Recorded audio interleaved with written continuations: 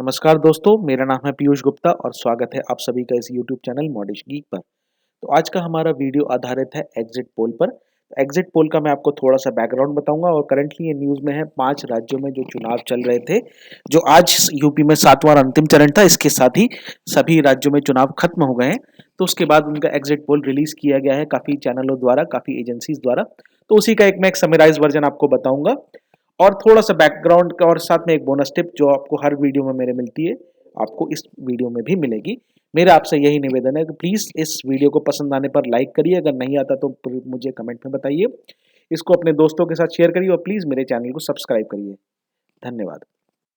Exit poll का background बताते हैं। एग्जिट पोल क्या होता है कि एक जितने भी वोटर्स होते हैं जो पोलिंग स्टेशन के बाहर खड़े होके अपना मतदान करके आते हैं और फिर उनसे पूछा जाता है कि आपने किसको वोट डाला। ये इलीगल नहीं है, ये जानने का तरीका है क्योंकि उनका नाम नहीं लिखा जाता है, सिर्फ पूछा जाता है कि किसने क्या दिया और उसकी बेसिस पर, एक सैंपल के बेसिस पर एक पूरा सर्वे बनाया जाता है। स्टैटिस्टिकली एक इंफॉर्मेशन दी जाती है कि इस बार कौन जीत सकता है। ये संभावना है, ये बिल्कुल 100% एक्यूरेट होने की कोई गारंटी नहीं है। हो सकता है कि 100% एक्यूरेसी तक पहुंच जाए, लेकिन कोई गारंटी नहीं है।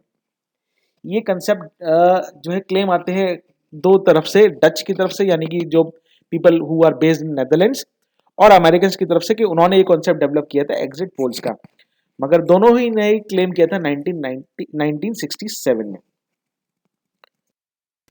अब करंटली न्यूज में क्यों है, जैसा मैं आपको बता चुका हूँ कि 5 राज्यों में असेंबली इलेक्शंस हुए थे, जनरल इलेक्शंस थे राज्यों के असेंबली इलेक्शंस के, जिसमें 5 राज्य हैं यूपी, उत्तराखंड, पंजाब, गोवा और मणिपुर।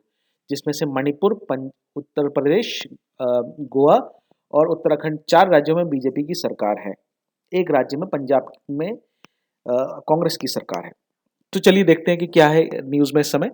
सबसे ज्यादा जो जो आंखें लगी हुई है वो लोगों की उत्तर प्रदेश पे लगी हुई है। ऐसा किसी और वजह से नहीं, मैं खुद उत्तर प्रदेश से हूं, केवल इस वजह से मैंने नहीं डाला, उसके कुछ रीजन है, इसलिए मैं आपको बता रहा हूं।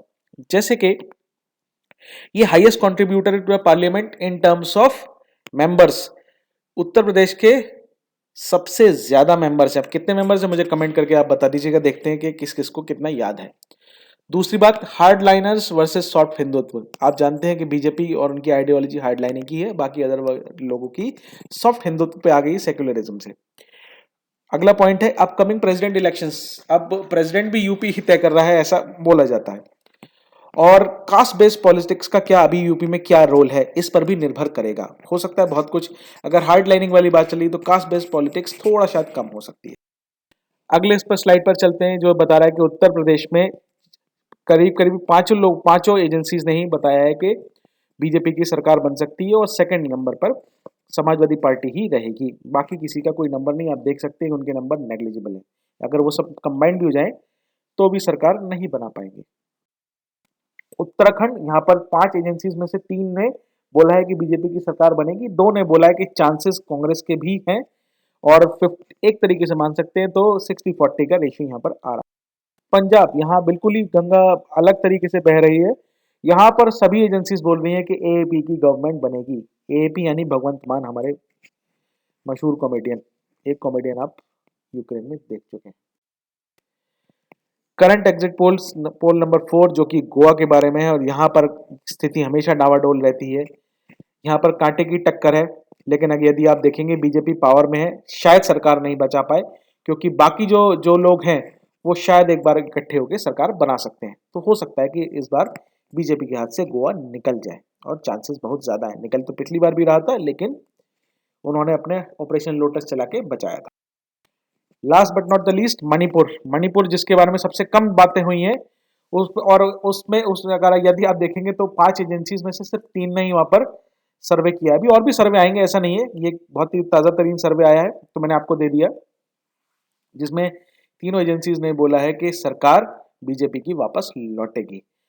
वंस अगेन, ये 100% एक्यूरेट नहीं हो सकते और ना ही मेरी तरफ से कोई किसी तरीके का कोई प्रेडिक्शन है। ये इन एजेंसीज का प्रेडिक्शन है और इन्होंने भी एक सैंपल पे बेस किया है, तो जरूरी नहीं वो सैंपल हमेशा सच बोले। ऐसा पहले हो चुका है 2004 में, आप जानते हैं अटल बिहारी की सरकार के लिए सभी एग्जिट पोल्स ने बोला था इनकी सरकार आएगी, लेकिन नहीं आई। बोनस टिप जो मेरी हर वीडियो में होता है, एक और क्लेम आता है यूएसए की तरफ से कि उन्होंने 1940s में ही ये एग्जिट पोल स्टार्ट कर दिया था। तो उस समय ये जब राष्ट्रपति शायद आइजनहावर थे या कोई और थे, मुझे यही याद आ रहा, लेकिन उस समय उनके इलेक्शन के लिए ये किया गया था, प्रेसिडेंशियल इलेक्शन के लिए, लेकिन ये बहुत ही छोटे लेवल पे रहा था। कुछ इसी तरीके का क्लेम भारत के लिए भी किया गया कि 1960s में ही एग्जिट पोल हो गया था, लेकिन वो एक लिमिटेड सोसाइटीज और सर्किल्स में ही रह गया था। कमर्शियली ये 1980 के बाद शुरू हुआ था, जिसके पायनियर थे हमारे प्रणॉय रॉय, जो एनडीटीवी के मालिक हैं। कंट्रोवर्सी ये भी आती है कि एग्जिट पोल्स पर बैन लगवाया गया था पॉलिटिकल पार्टीज के द्वारा 2009 में, क्योंकि उन्हें लगता था कि किसी एक पार्टी को इससे ज्यादा बेनिफिट मिल रहा है और इससे पोलिंग प्रभावित हो सकती है। तो तब से लेकर आज तक एग्जिट पोल जो भी होते हैं वो हमेशा जब इलेक्शन पूरे खत्म हो जाते हैं तब उनके सर्वेस निकल के सामने आते हैं।